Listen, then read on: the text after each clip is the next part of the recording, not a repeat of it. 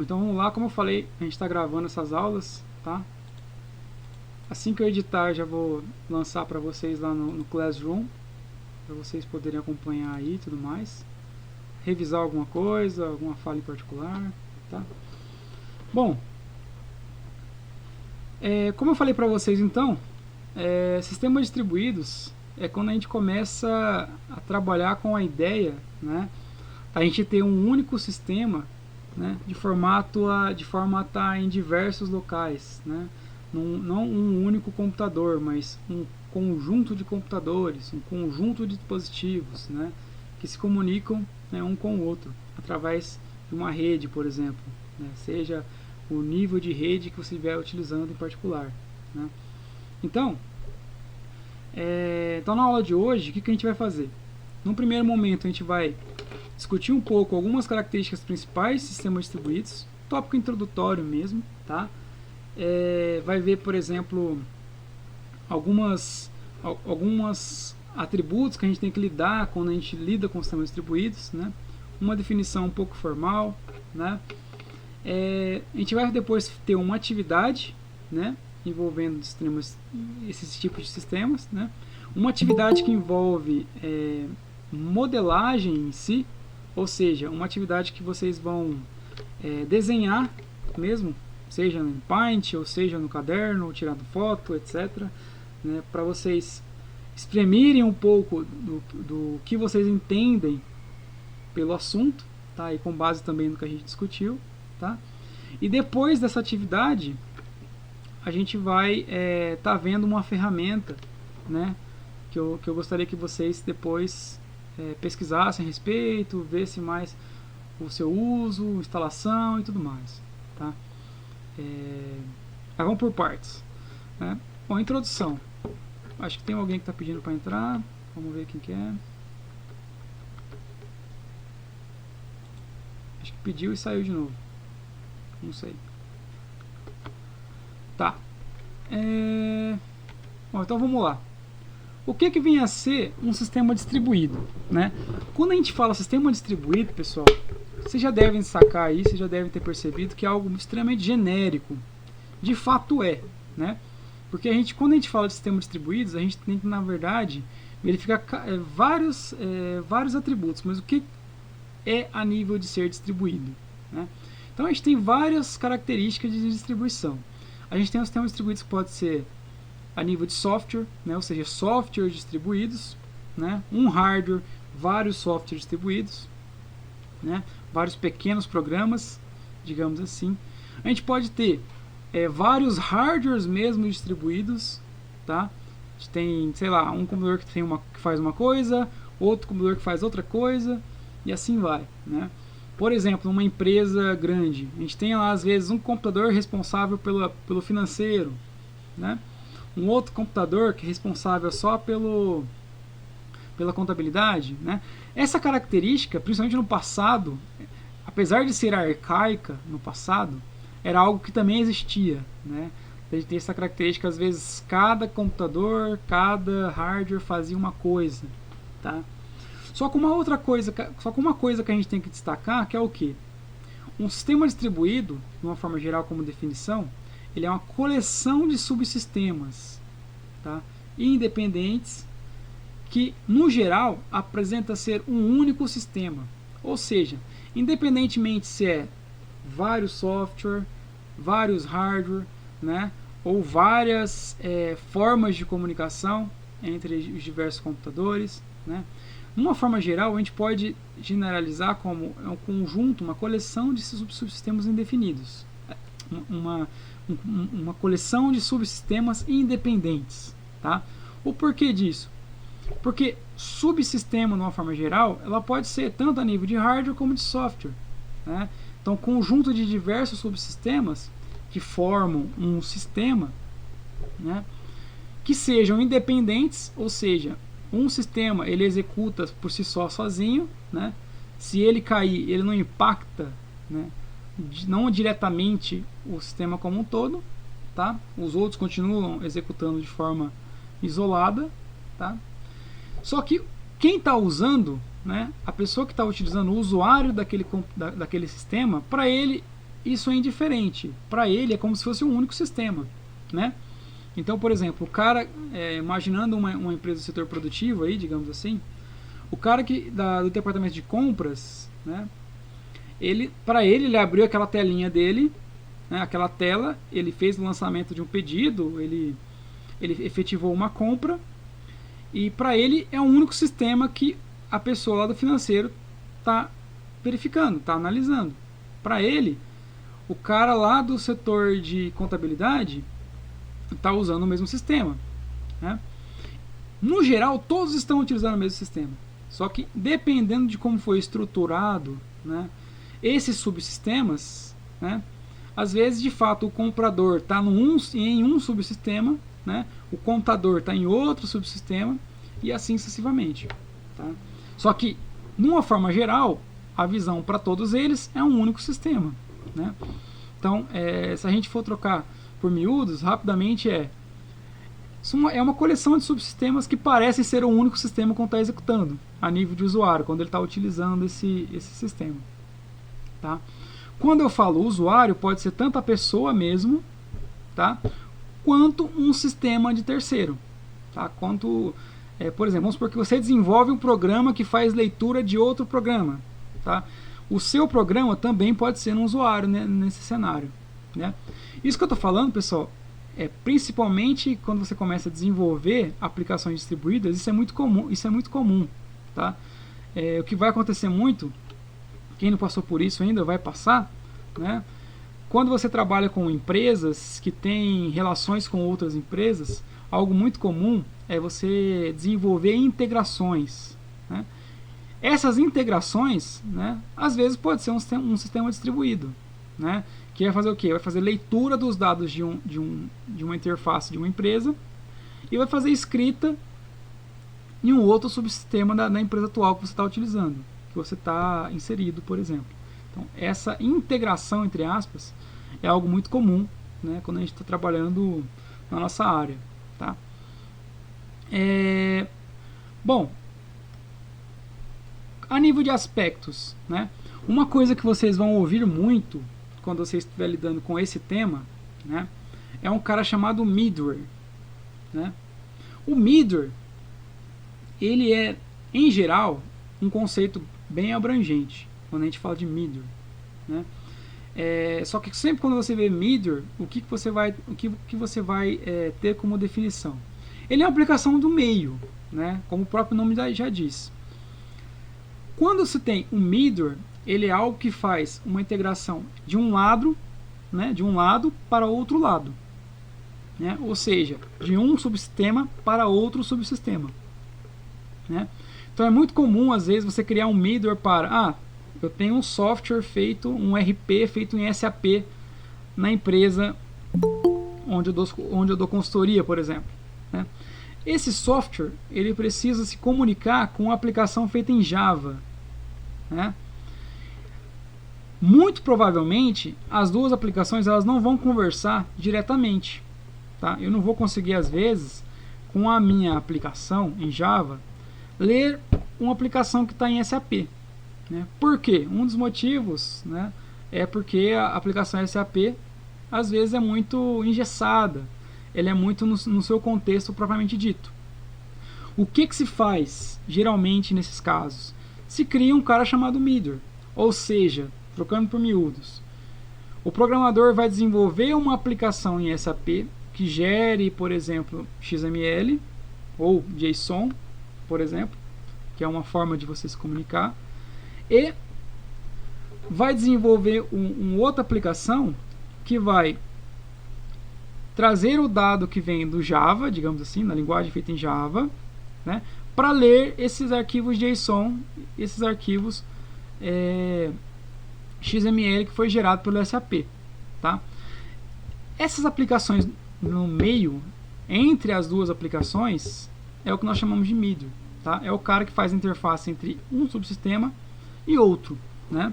Isso a grosso modo. Existem várias aplicações de middleware, né? Vários níveis de middleware, tá? Mas esse é a grosso modo aí, onde a gente quer interpretar de um subsistema para outro subsistema, tá? Como eu falei, ele conecta sistemas já existentes, né? Sistemas separados, tá? Alguém pediu para entrar. Opa, André, beleza aí? Olá, Joia? tudo? Maravilha. Então tá. Como eu falei, esse middleware em si, ele conecta programas que são separados, né? E por que separados? E por que a gente desenvolve um middleware? Primeiro, se os programas não fossem separados, não precisa desenvolver um middleware. Você pode desenvolver uma aplicação interna, né? Que já faz a comunicação entre uma parte e outra parte. É mais rápido, né? É mais fácil, né? É mais local, é mais nativo, que a gente pode dizer assim, né? Se eu tenho, por exemplo, todos os meus sistemas são SAP, né? Eu não preciso desenvolver um middleware nesse caso, né? Basta eu desenvolver rotinas internas, né? Que faz a leitura de um lado e manda para o outro lado. No entanto, se eu tenho sistemas diferentes com interfaces diferentes, às vezes sistemas operacionais, né, diferentes plataformas, né, o middleware ele é necessário, tá? Como que se utiliza esse middleware? Apesar de a gente ter diversos tipos de linguagens, de integrações, se a gente definir o que nós chamamos de interfaces ou contratos, né, a gente consegue fazer interligações entre diversas tecnologias, tá?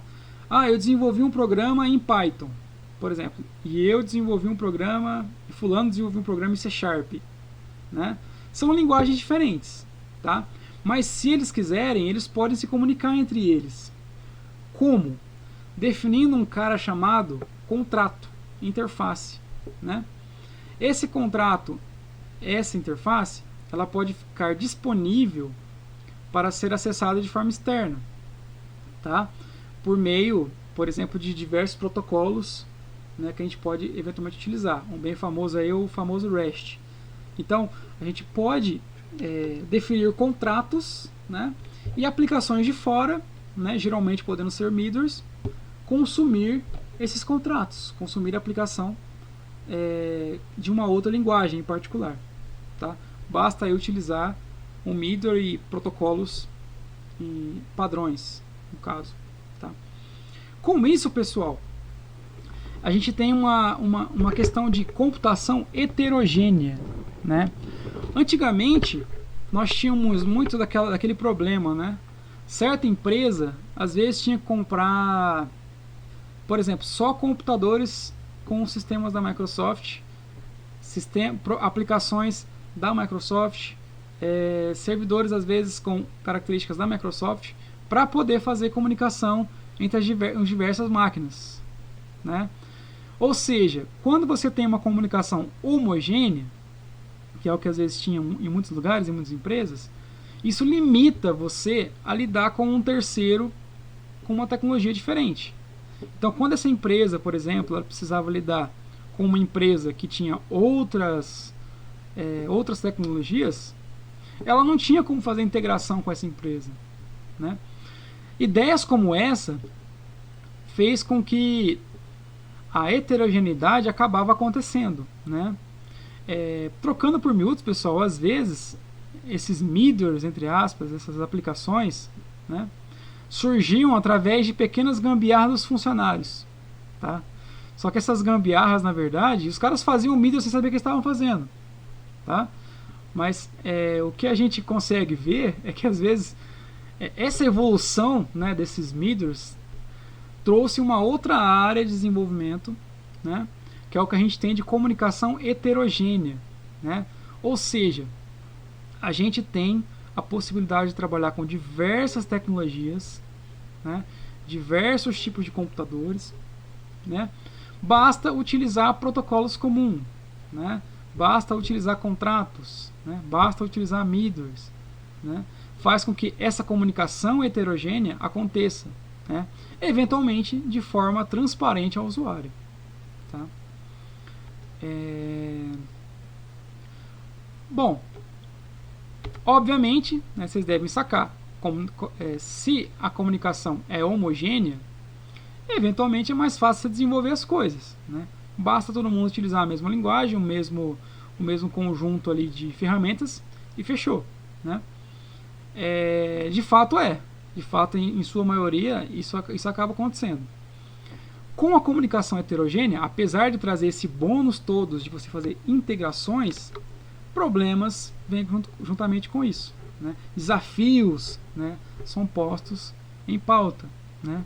Muitos desses desafios a gente vai ver na disciplina, tá? De ter que interar, né, ter que fazer essas integrações entre diversas tecnologias, né? A comunicação é extremamente importante, tá? Quando nós falamos de sistemas distribuídos, existe uma confusão e eventual uso da ideia computação paralela. Na verdade, são termos que vocês podem ver por aí, tá? De uma forma geral, mas basicamente o que acontece? Quando a gente está falando de computação paralela, geralmente nós estamos falando de um hardware, né? Um conjunto específico de hardwares lidando com diversas execuções, eventualmente compartilhando memória, compartilhando hardware, né? Compartilhando, sei lá, processador, enfim. Sempre há uma ideia de compartilhamento, né? Compartilhamento do mesmo hardware, tá? Quando nós vimos a nível de distribuição, sistema distribuídos, né? A gente está falando de uma forma um pouco mais independente, né? Um computador com os seus softwares funcionando de forma independente de outro computador com os seus softwares, só que ambos se comunicando entre eles. Obviamente, esses dois termos, essas duas áreas, elas são em si entrelaçadas, né? Porque você pode ter um sistema distribuídos, né? Um sistema distribuído paralelo também, né?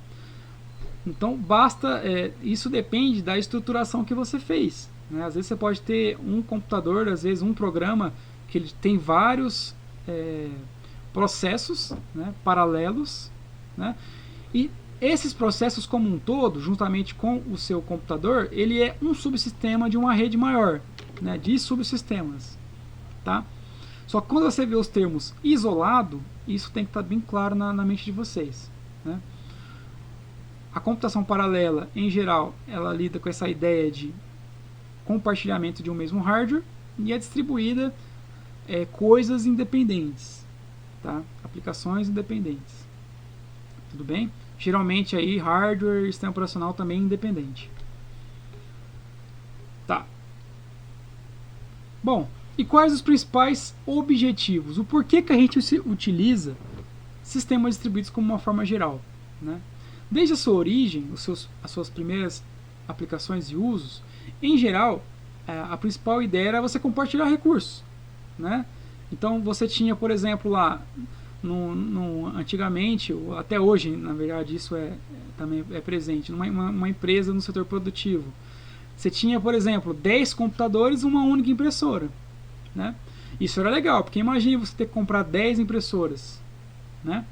Quando a gente não tinha essas questões distribuídas, bem definidas, né? Sistemas distribuídos, essa área evoluída, o que tinha de fato era várias impressoras, né?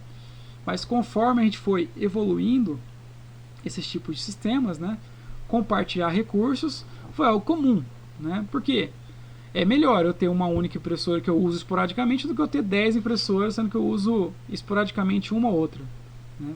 Que faz total sentido. Apesar disso, né, envolvendo o compartilhamento de recursos, também como principal objetivo é a questão de transparência, como eu mencionei para vocês, né? Um usuário, para utilizar um sistema distribuído, para ele aquilo é indiferente se está distribuído ou não, tá? Para ele é a mesma coisa, né? Para ele é como se fosse um único sistema, né? E o sistema distribuído ele deve ser apresentado dessa forma, né? A resposta dele, a saída dele deve ser dessa forma, né? E aí nós temos diversos tipos de transparência, nível de acesso, né? Então eu estou às vezes no meu celular acessando o Google, digamos assim, eu vou lá e acesso pelo PC, o Google, depois pelo tablet, depois pela televisão, etc. Né? São diversos níveis de acesso, né? Para mim, para eu, usuário, é indiferente aqui, é transparente da onde estou acessando. Né? Mas o que nós temos ali são vários subsistemas, né? Em vários hardwares do caso. Né? Localização. Né? Também, independentemente de onde eu estou, né? Se eu uso um sistema distribuído, eventualmente ele vai ter, né, uma característica ali que para mim tanto faz. Né? Para mim eu vou estar utilizando aquele serviço ali, né, e não vai ter dificuldade alguma. Né? Eu posso estar acessando num país, em outro país, em uma cidade, outra cidade. Né? Também a ideia de migração. Né? Também não vai ter diferença de uma coisa para outra. Tá?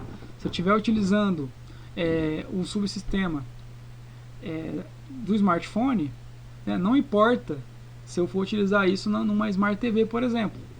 Né? Eu vou ter ali uma ideia, né, de completude, né, entre um subsistema e outro subsistema. Tá? Então, para mim vai ser transparente isso também. Sabe? Acessar em outro lugar, eu vou ter lá também os dados que estariam em qualquer outro dispositivo. Né? Relocação também. Né? Para mim vai ser indiferente se eu estou utilizando um recurso que está eventualmente num servidor em São Paulo ou em um servidor no Rio de Janeiro. Né? Vai ser transparente para eu, usuário do sistema distribuído. A replicação, né, também vai ser para mim transparente. Vai estar acontecendo também, mas para mim vai ser transparente. Né? Então eu vou estar utilizando os mesmos dados de um, eu vou estar utilizando no outro subsistema. Então vai ser também diferente. A concorrência. Né? A questão de concorrência e falha, né, são dois conceitos que nascem também com o sistema distribuídos. Tá? Então, por exemplo, para mim é indiferente, né, é transparente para mim, usuário, que está acontecendo ali uma concorrência entre execução de processos, né, entre execução de finalizações de diferentes tipos de subsistemas. Né? Então, se o subsistema A terminou o dado primeiro que o subsistema B, para eu que estou utilizando, esse é transparente. A mesma questão de falha. Né? Então, a falha em si, se um determinado sistema falhar, né, eventualmente eu não vou ver essa falha acontecer, justamente pelo como está estruturado os subsistemas. Então, esses termos aqui, pessoal, é apenas para mencionar que quando eu estou utilizando um sistema distribuído, a transparência de uso dele, ele pode ser a vários níveis. Tá? Inclusive, algumas áreas até surgem, né? Novas áreas surgem justamente com o desenvolvimento de sistemas distribuídos. Né? Uma delas é essa de falhas. Né? Então, um termo que vocês vão ver por aí, quando você estiver trabalhando com esse tipo de sistema, é um negócio chamado tolerância a falhas. Né? Então, essa, por exemplo, é uma área que surge, né, a partir de, por exemplo, estudar sistemas e domínios como sistemas distribuídos. Tá? Então, os ônus e bônus. Né? Você desenvolve uma solução muito boa, né? Só que essa solução ela acarreta de vários problemas e várias dificuldades que devem ser sanadas, e daí surgem novas áreas. Tá? Sempre para fazer com que evolua as aplicações de uma forma geral. Quando nós falamos também de sistema distribuído, nós estamos falando de escalabilidade. Tá? Essa escalabilidade ela dá a você uma forma de você utilizar o sistema, né, de uma forma de alto desempenho, e ter alto desempenho com esse uso. Ou seja, se eu tenho, por exemplo, vamos supor que eu tenho um servidor de jogos, digamos assim. Né? O meu servidor de jogos, né, se eu não tiver escala, né, quando ele ficar famoso, digamos assim, né, o que vai acontecer? Esse servidor não vai aguentar mais a quantidade de jogadores que ele tem. Então, o que acontece? É aí que vem a ideia chamada escalabilidade. Né? Surge aí, por exemplo, outro servidor. Né? Por exemplo, um servidor espelhado, né? que é uma ideia de cluster aí que a gente vai ver também futuramente na disciplina. Então, vamos supor que eu tenho um servidor que está em São Paulo e um servidor que está em Rio de Janeiro. O servidor de São Paulo lotou, né? Tem muito usuário ali. Está começando a ficar ali lento para os usuários utilizarem. O que eu faço? Eu posso reajustar com que novas chamadas, né, novos usos do meu servidor de jogos, digamos assim, pode ser encaminhadas para o Rio de Janeiro. O que vai acontecer? Eu vou distribuir, né, o meu sistema, né, para o usuário que está utilizando isso, muitas das vezes é indiferente, ele vai estar apenas utilizando ali o jogo dele, etc. Só que para ele vai ser muito bom, né, porque ele vai estar continuando tendo um grande desempenho no jogo dele ali, porque ele sempre vai estar utilizando um servidor que está com boa saúde, digamos assim, né, que está com um bom desempenho ali, né? Então, essa ideia de escala que eu mencionei aí envolve tanto a ideia geográfica quanto o tamanho, né? Então, com a possibilidade de ter uma escalabilidade, né, eu posso tanto aumentar a nível de processos, né, ou seja, eu posso aumentar o desempenho do meu software, criando vários subprocessos para ele, para utilizar recursos do processador, por exemplo, como um processador de vários núcleos, como também eu posso colocar dividido, né, entre diferentes localizações para melhorar, né, um outro termo chamado disponibilidade para o usuário, né? E também eu tenho um nível mais lógico, né? Além do nível de processos e do nível de diferentes localizações, eu posso ter, por exemplo, a nível lógico, né? Então, o que seria a nível lógico? Seria, por exemplo, a nível de domínio. Eu posso ter, por exemplo, certas aplicações estando disponíveis no IFISP de Piracicaba, outras aplicações estando disponíveis na UFSCar de São Carlos, outras aplicações estando disponíveis, por exemplo, na USP de São Paulo, né? Então, eu organizei aí de forma lógica, eu organizei os recursos de forma em domínio, né? Então, eu posso ter esse tipo de escalabilidade também. Então, por exemplo, o dia que der algum problema, por exemplo, no UFSCar, eu ainda vou ter duas escalas ainda vou ter tanto eu ainda vou ter tanto a USP de São Paulo quanto a IFISP de Piracicaba, né? Então, é uma escala que a gente pode ter, né? Então, sempre quando a gente fala de sistemas distribuídos, esses são os principais objetivos que a gente pode ter: compartilhar recurso, transparência e escalabilidade.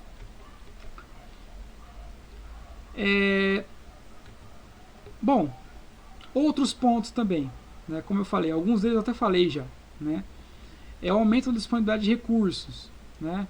Então, quanto mais escala você tem, mais disponibilidade você pode ter, mais opções você pode ter, né? Nesse sentido, também vem um conceito chamado de balanceamento de carga, né? Esse balanceamento de carga, ele envolve justamente isso que eu mencionei, né? Um servidor está superlotado, eu posso encaminhar essas requisições a esse servidor para outro servidor, tá? Esse balanceamento de carga, ele é implementado tanto a nível automatizado quanto a nível manual, né? Na última década, principalmente nos últimos 5 anos, essa área ela evoluiu muito, né? Essa área de balanceamento aqui, tá? Antigamente, boa parte disso era feita de forma manual. Hoje em dia nós temos ferramentas que ajudam a gente a fazer esse tipo de balanceamento, né? Uma delas a gente vai até trabalhar nessa disciplina. Bom, automaticamente, quando você melhora essas escalabilidades, você diminui a latência da comunicação, né? Então, por exemplo, vamos supor que eu tenho um conjunto de servidor de jogos que está na Europa, digamos assim, né? Um brasileiro pode utilizar o servidor da Europa, certo? Ele pode se interar com os europeus, né? E os norte-americanos também podem se interar com os europeus. Porém, o que vai acontecer? Se eu não tenho escalabilidade nesses servidores, vai ser uma experiência extremamente ruim para os norte-americanos e para os brasileiros. O que eu posso fazer? Eu posso aumentar a escala dos meus servidores, né? Eu posso colocar um servidor no Brasil e um servidor nos Estados Unidos. O que vai acontecer? Vai melhorar a latência, né? Vai diminuir a latência que um usuário tem para poder acessar o servidor, né? Essa latência é o tempo que ele manda uma requisição até o servidor e retorna, tá? É o famoso ping que a gente está acostumado a ver por aí, tá? Então, quando vocês querem verificar se uma determinada servidor está com uma latência muito ruim, vocês podem analisar o ping com relação àquele servidor, que é a quantidade de tempo que você leva para sair da sua máquina até o servidor, né? Então, tem uns famosos comandinhos ping que você pode fazer isso, tá? Bom, uma outra forma de você fazer essa escalabilidade é via também DNS, tá? Também muito famoso aí, que vocês estão acostumados a lidar lá em redes de computadores, tá? Que aqui a gente vai retomar isso, né, dando um nome característico dele, tá? Mas basicamente é você ter, por exemplo, você ter distribuição de diversos servidores com base em nomes, tá? Então, eu consigo ter, por exemplo, uma organização, né, de forma... Vamos supor, se eu preciso ir em Piracicaba, né, eu posso simplesmente organizar entre país, estado, região, cidade, né? Então, eu organizo esses atributos que eu acabei de mencionar, né, de modo que quando eu chego em cidade eu já tenho Piracicaba lá, né? Em outras palavras, eu posso criar uma espécie de índices, né, que vocês devem estar craque de saber aí em banco de dados, né? Então, esses índices, por exemplo, né, eu posso eventualmente falar, eu estou fazendo uma pesquisa de cidade agora. Se é cidade, então vai me dar só a lista de cidades, né? Eu vou direto lá em cidade e já trago para mim Piracicaba, né? Então é uma espécie de organização, né, que a gente tem aí com base na escalabilidade, né? Bom, obviamente nem tudo são flores, né? Como eu mencionei inclusive na aula anterior, uma coisa que acontece muito é quando você lida com esse tipo de sistema, né, os sistemas distribuídos, as coisas ficam um pouco mais difíceis, né?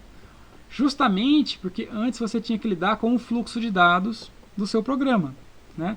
Agora você vai ter que lidar com múltiplos fluxos de dados, né? Ou seja, você vai ter problemas com relação a isso, né? Bom, dentre os problemas que a gente pode ter em lidar com diversos tipos de subsistemas, eventualmente nós temos aqueles sistemas que são centralizados, né, aqueles serviços centralizados. Mesmo eu tendo diversos subsistemas, às vezes eu tenho um único servidor para determinada atividade, né?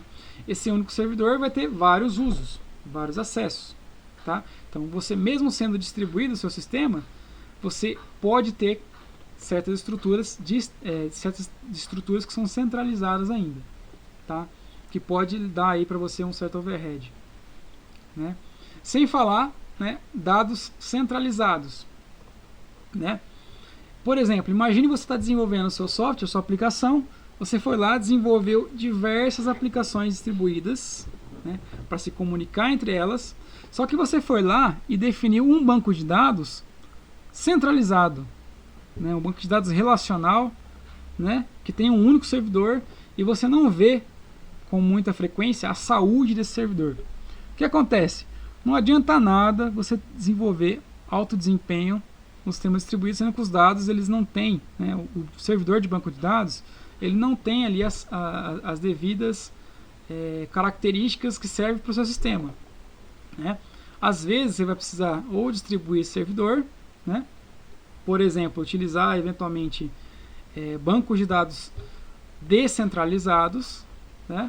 Ou até mesmo, né, trabalhar de forma um pouco mais clusterizada, né, em diferentes índices, por exemplo, diferentes características de banco de dados, né?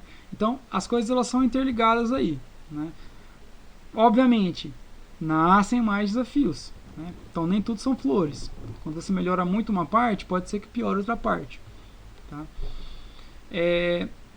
Outra coisa, né, desafio também, você cria as suas aplicações distribuídas, só que você define os algoritmos de forma eventualmente muito centralizada, né? Então vamos supor que você define um conjunto de sistemas distribuídos para executar mais rápido, né?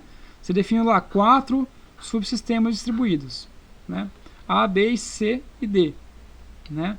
O A, o B e o C, beleza, funcionaram extremamente rápido.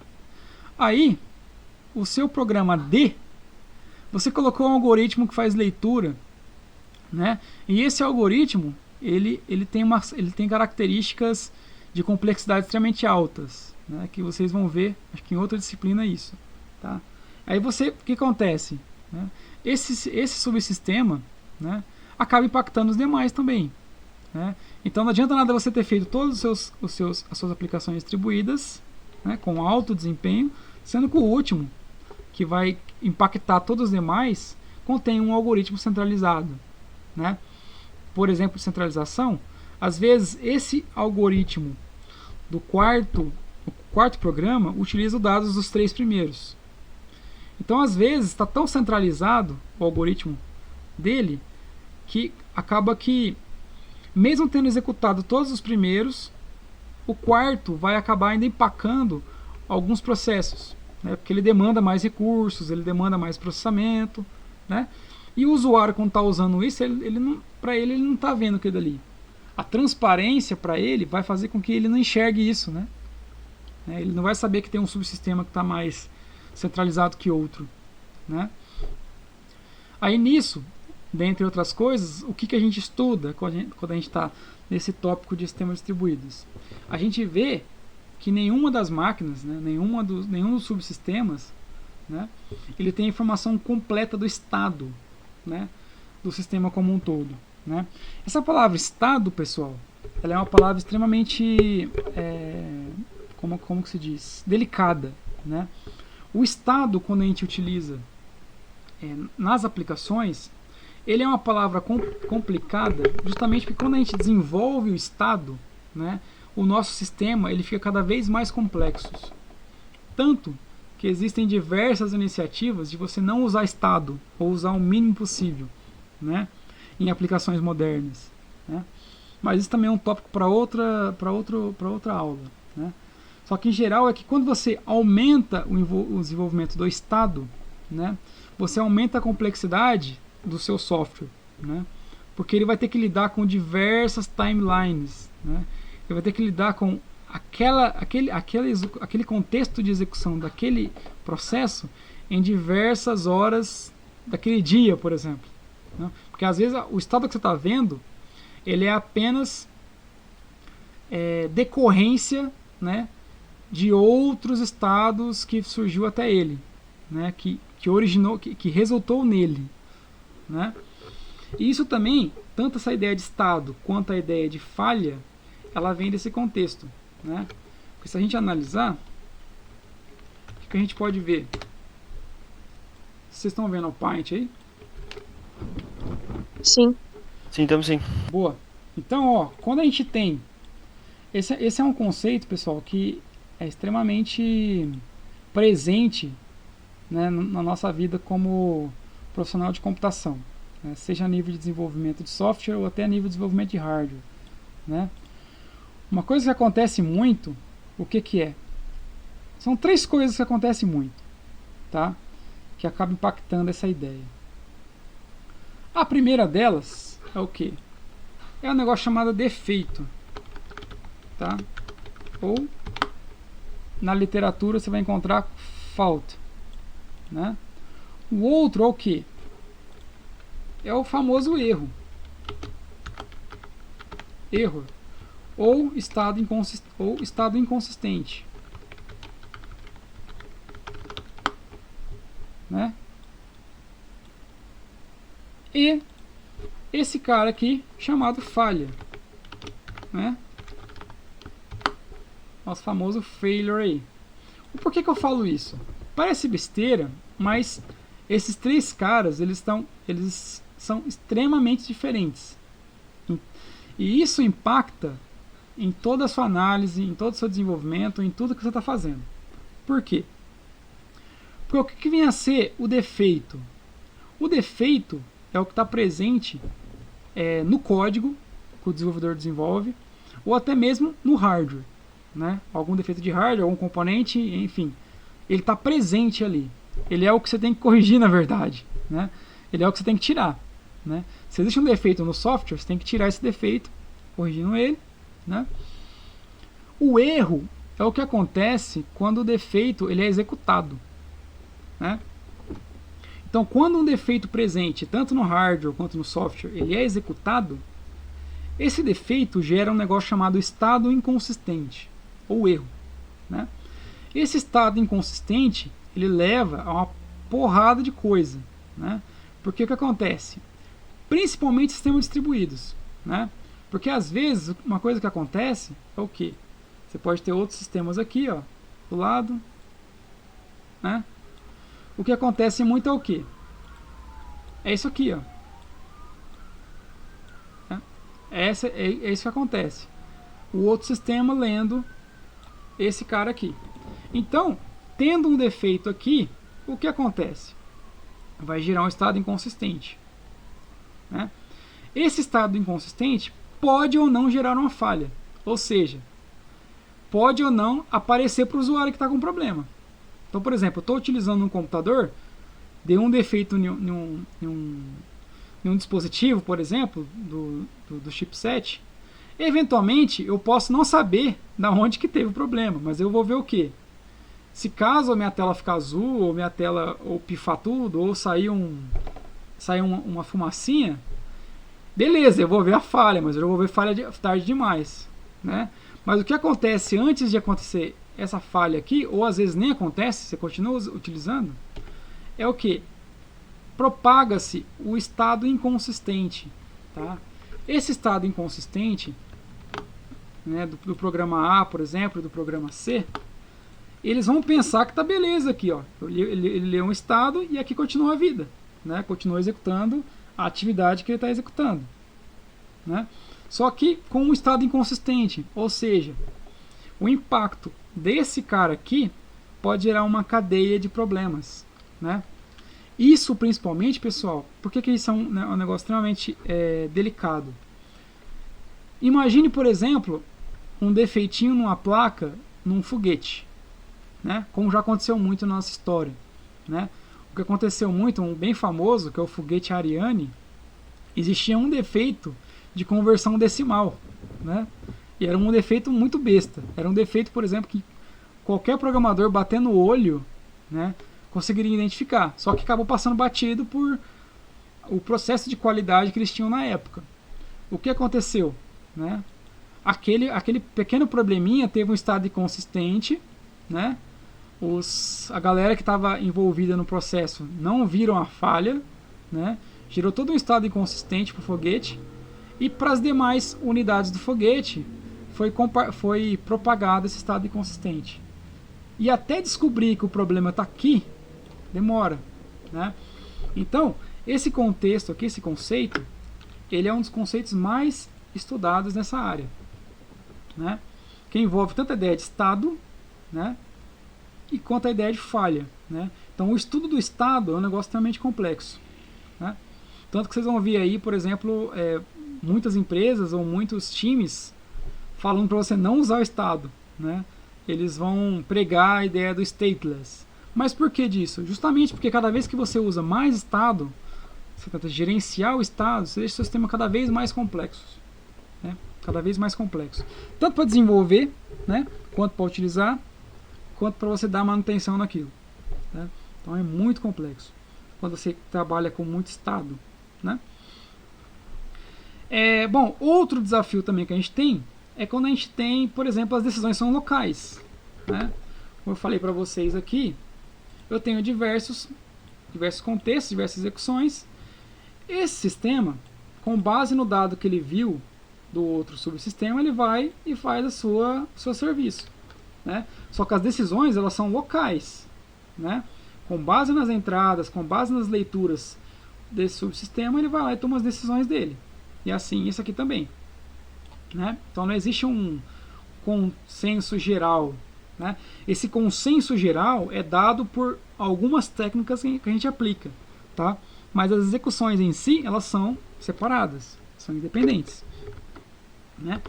E por ser dependente, surge um outro desafio, que também são tópicos de pesquisa, que é um negócio chamado de relógio global, né? O que acontece? Quando você começa a executar diferentes aplicações, diferentes subsistemas, cada um tem um relógio, tá? Quando eu falo relógio, não necessariamente é o relógio, o timer mesmo, né? O nosso o relógio nosso, como esse aqui, por exemplo, tá? Relógio que marca a hora, etc. Data e hora. Não somente esse, mas também a velocidade de execução das aplicações, né? Se eu tenho aqui, por exemplo, um algoritmo que demora mais do que o algoritmo que está aqui, né, eu vou ter tempos diferentes, né? E assim sucessivamente. Então, ou seja, um outro problema que eu tenho que lidar também é um negócio chamado diferentes relógios, né? Diferentes tipos de lidar com o tempo nas aplicações, né? Quando você coloca diversas aplicações para rodar, uma coisa que acontece muito é você ter que lidar com isso, porque às vezes eu preciso do dado do C primeiro, só que quem acabou primeiro foi o A, né? O que eu tenho que fazer? Eu vou jogar o A fora? Não, eu tenho que guardar o A. Eu tenho que guardar o A, esperar o C, ler o C para depois ler o A, né? Então, esse tipo de coisa são técnicas utilizadas, né? Que é uma das principais coisas que a gente vai estar abordando nessa disciplina, né? Então, tudo que eu falei para vocês aqui, cada tópico desse dá inclusive várias áreas de estudo, né? Várias áreas em particular, né? E para lidar com eles, a gente lida com algumas técnicas. Existem algumas técnicas já determinadas, né? Técnicas essas que, conforme vai evoluindo as tecnologias, a galera vai propondo, né? Inclusive essa que eu acabei de falar para vocês, de fazer a leitura do A e esperar o C acabar, é uma delas, tá? Que a gente vai ver aí futuramente, tá? Bom, beleza. Então, como eu estava falando para vocês, né? Quando a gente começa a desenvolver aplicações distribuídas, né, tendo também suas características paralelas, né, e tudo mais, a gente começa a lidar com desafios, né? Esses desafios é o que fomenta ainda mais, né, a nossa área, né, o nosso desenvolvimento, né? Então, pessoal, pode cravar na pedra, tá? Futuramente vocês vão ter que lidar com isso, vocês vão ter que lidar com sistemas distribuídos, com aplicações distribuídas, e vai ter gente com 10, 15 anos de experiência lidando tipo, como programador, sênior 1, 2, 3, etc., nas empresas, e vai ter dificuldade de lidar com isso, porque isso não é uma atividade fácil, né? Cada vez que você começa a trabalhar com uma ideia de estado, né, com uma ideia de relógio global, né, é um negócio que fica cada vez mais complexo, né, cada vez mais complexo você ter que lidar com isso, tá? Então, o que é legal da gente fazer é cada vez mais aprendendo técnicas para lidar com isso, né? Que já que vai ter que lidar com esse problema, e é um problema real, é um problema que atrasa muito a nossa vida, né? É um problema, pessoal, que se você não definir a estrutura, né, se você não definir a arquitetura do seu software, né, de forma a ter que lidar com isso, né, uma hora ou outra, o que vai acontecer? Você vai perder todo o trabalho que você fez. Você vai ter grandes legados aí nas empresas, né, legados que às vezes a empresa não consegue jogar fora aquele software, porque depende do cliente, né, o cliente que está bancando a conta da empresa, ou existe uma gama de gente envolvida no processo que, se você jogar fora o legado, você acaba com a empresa, né? Não tem como nem você, às vezes, evoluir aquele software, né, de tão ruim que foi a estrutura definida, né? Então, quando envolve, né, cada vez mais essa distribuição, né, cuidados muito delicados devem ser tratados, né? Principalmente com relação a essa questão de comunicação e do estado das aplicações, tá? Isso é extremamente importante. Vocês vão ter que lidar com isso ainda, você já não lidou, né? Você já, no caso, já não está lidando, né? Tanto, pessoal, que grandes áreas, nomes aí, que a gente vê, grandes nomes de arquiteturas, microserviços, SOA, etc., você pode ver que as principais características são stateless, né? Quando a gente envolve, stateless no caso é quando a gente tem um termo que é sem estado, né? Quando a gente envolve, né, características de estados nessas arquiteturas, simplesmente os arquitetos ou eles erram alguma coisa ou eles erram outra, sabe? Não tem como não errar, né? Você pode fazer o quê? Você pode mitigar os problemas que você pode, as estruturas sua a ter que lidar com os problemas, né? Mas você nunca vai fazer uma arquitetura perfeita, né? Você não vai ter uma arquitetura que vai prever todas essas questões. Só que você pode fazer uma arquitetura que esteja aberta a receber técnicas, a receber modificações. Aí é uma outra história, né? Que aí são coisas que inclusive a gente estuda também nessa disciplina, tá?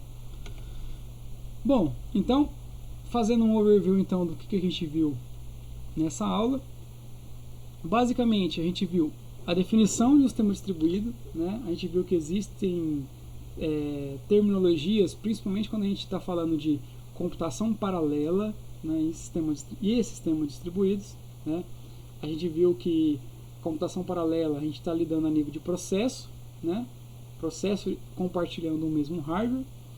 E a gente viu que quando a gente está falando, a grosso modo, de sistema distribuído, a gente está falando de coisas independentes, né? De sistemas independentes, subsistemas independentes, né? Principalmente a nível de hardware e a nível de software, tá? A gente viu também que são entrelaçados ambos os temas, né? Quando a gente fala dessa distribuição, né, geralmente vem na nossa cabeça a questão de heterogeneidade, né? Essa heterogeneidade ela acontece devido às diferentes tecnologias, né? As diferentes plataformas, né? Diferentes versões que a gente pode ter de diversos sistemas, né? De diversas linguagens, né?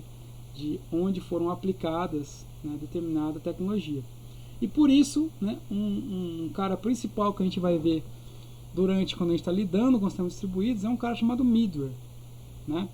Então, desenvolver esse middleware, desenvolver características de middleware, inteligências envolvendo esse middleware, é uma coisa que é comum, né, quando a gente está falando de um sistema distribuído, tá? Que é aquela aplicação do meio ali, né?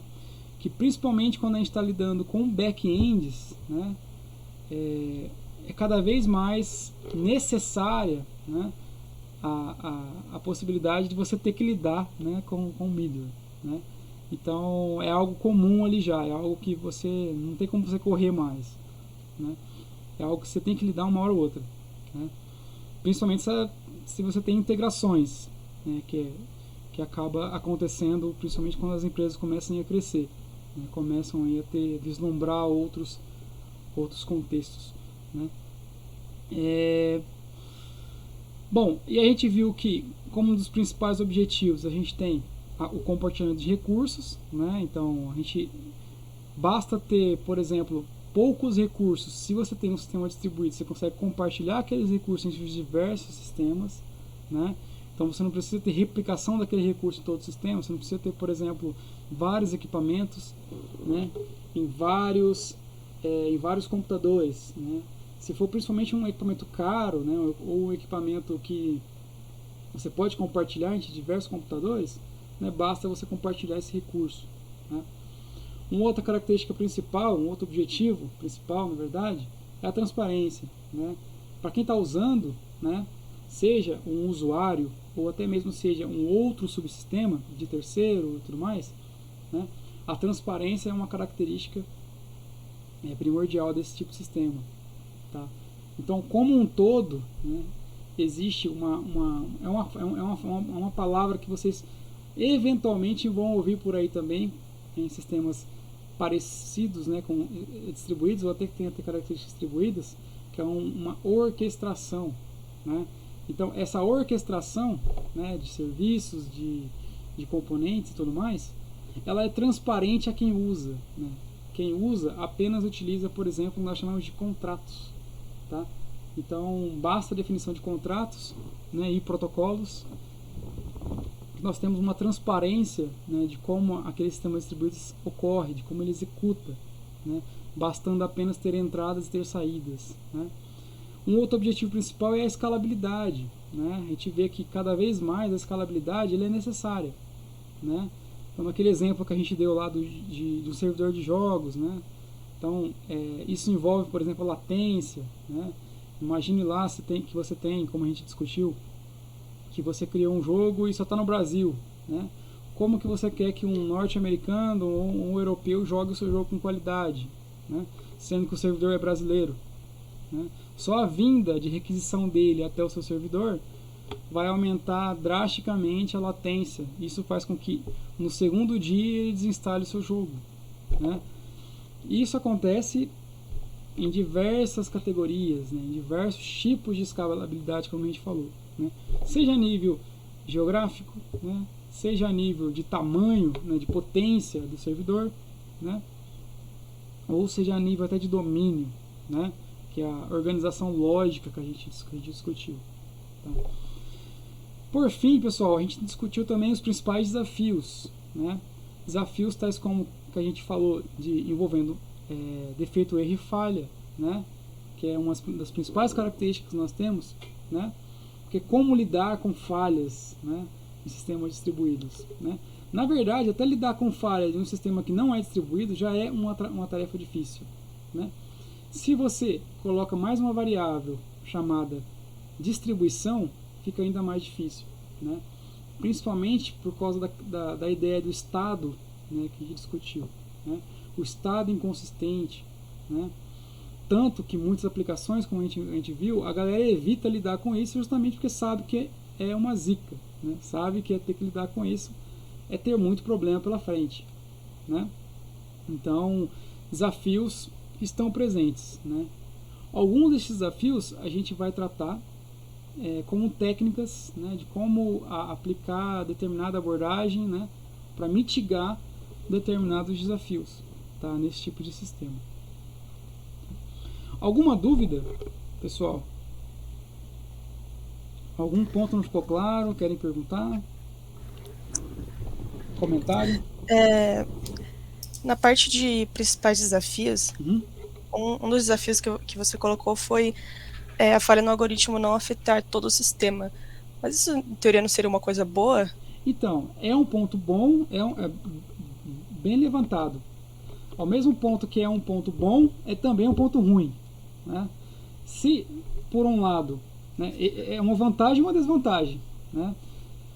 A vantagem é que o sistema como um todo continua executando, né? Porque se deu um problema naquele determinado subsistema, os demais continuam executando. O problema é que pode acontecer, primeiro, a isolação daquela falha. Isolar da onde realmente aconteceu. Porque às vezes acontece o quê? Né? Acontece aquilo lá de, por exemplo, esse sistema que travou, né? Só que ele gerou estados inconsistentes para outros subsistemas, né? E às vezes para você chegar na origem desse defeito aqui é uma atividade extremamente árdua, né? Para você chegar nesse cara aqui, ele é muito árduo, né? Então, um primeiro ponto seria esse, né? Beleza, os demais sistemas continuam funcionando, né? As demais subsistemas. O outro problema que a gente pode ter é se esse isolamento ele não acontecer, né? Você tem um estado inconsistente em um sistema como um todo. Então, esse sistema funcionando como um todo, mesmo um sistema parando, se a falha não for isolada, você tem um estado inconsistente no sistema, sabe? Mas eu entendo que é um ponto positivo, são vantagens e desvantagens, né? Por exemplo, se você às vezes você está utilizando o seu Google e de repente parou de funcionar o acesso ao smartphone. Só que você ainda tem os acessos, né? Por exemplo, isso a grosso modo, né? Mas o ponto é, quando você está estruturando ele, né, se você não desenvolver mecanismos para isolar essa falha, você está lascado, entendeu? Mas é um bom ponto levantado isso que você fez. Uhum. Faz sentido. Uhum. Faz sentido. Então Obrigada. é ponto